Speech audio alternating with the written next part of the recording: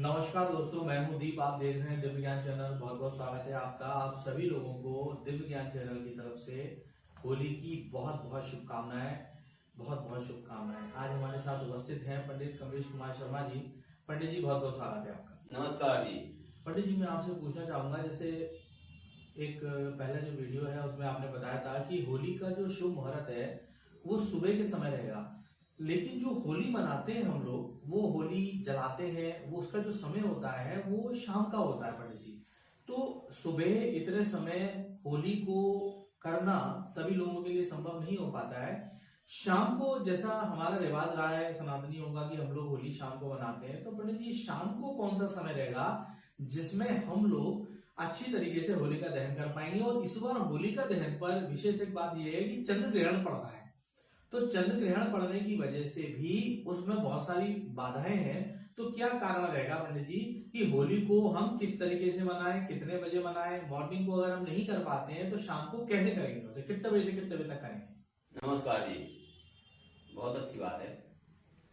इस बार सन 2026 में होली का त्योहार जो पड़ रहा है 3 मार्च 2026 को पूर्णमासी प्रदोष बेला में नहीं रहेगी।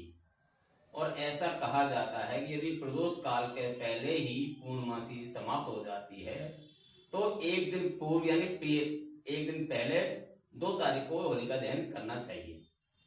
लेकिन 2 तारीख को भद्रा प्रारंभ हो रही है शाम को 5:29 से। उसी समय पूर्णिमा प्रारंभ हो रही, उस समय भद्रा प्रारंभ हो रही है।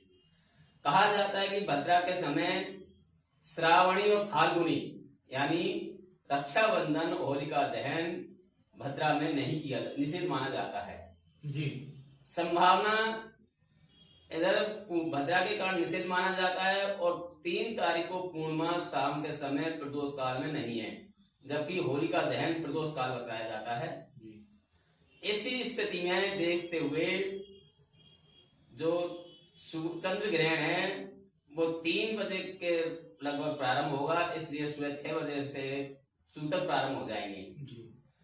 इसी कारण से भद्रा का निषेध समय निकाल करके और ग्रहण का सूतक से पहले सुबह 5:30 बजे से 6 बजे तक का विशेष मुहूर्त होलिका दहन का बताया गया है। लेकिन पंडित जी, जो लोग नहीं कर पाएंगे उनको शाम को जो हमारा टाइमिंग रहेगा वो क्या समय रहेगा उसका होलिका दहन? जी, लेकिन मैं इस बात पे आ रहा हूँ कि होलिका दहन का प्रदोष काल बतलाया जाता है। शाम का समय जो प्रदोष काल होता है वो होलिका शुभ माना जाता है।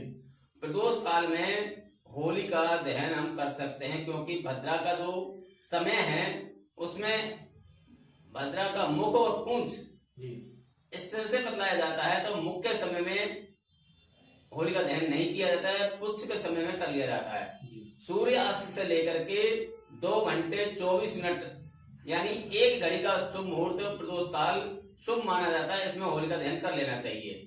शाम को 7 बजे सूर्य अस्त होने को जा रहा है। 2 तारीख को 7 बजे से लेकर के 9:24 तक हम होलिका दहन विशेष सायंकाल प्रदोष बेला में कर सकते हैं। यानी कि जो समय शाम को आपने बताया पंडित जी वो विशेष रूप से शुभ रहेगा और हम इस समय पे होलिका दहन कर सकते हैं। ये शास्त्र निर्णय सागर पंचांग सहमत के अनुसार ये बताया जाता है। जी। तो पंडित मैं एक चीज और पूछना चाहूंगा कि एक तो होलिका दहन जो होती है, जिस दिन होली पड़ती है जलने वाली, उस दिन विशेष रूप से तांत्रिक क्रियाएं बहुत की जाती हैं, तंत्र मंत्र बहुत होते हैं, और प्लस उसके साथ साथ चंद्र ग्रहण भी पड़ रहा है। तो कुछ ज्योतिष आचार्य थे, उनका मत था उनकी मंडली का कि इस बार जो तांत्रिक क्रियाएं करेगा या करवाएगा, करने वाला और करवाने वाला, विशेष रूप से उस व्यक्ति के लिए यह दुखदाई होगा, और जो भी वो करेगा उसके ऊपर उसका उल्टा प्रभाव पड़ेगा। क्या ऐसा है पंडित जी? नक्षत्र ग्रह का योग ऐसा बन रहा है कि जो करने वाले होंगे उल्टा उन्हीं पर प्रभाव पड़ेगा। यानी कि जो तांत्रिक क्रियाएं कराएंगे उनके ऊपर इसका विशेष रूप से उल्टा प्रभाव पड़ेगा। ये नक्षत्रों की वजह से है ऐसा। ग्रह और नक्षत्र का संयोग ऐसा बन रहा है कि जो करने वाले होंगे अपोजिट पर प्रभाव ना जाकर स्वयं पे आएगा। अच्छा, मतलब ऐसा है कि जो खुद करवाएंगे जो भी प्रक्रिया है वो उनके ऊपर स्वयं उल्टा प्रभाव। जी। बहुत बहुत धन्यवाद आपका पंडित जी, बहुत बहुत धन्यवाद। नमस्कार जी।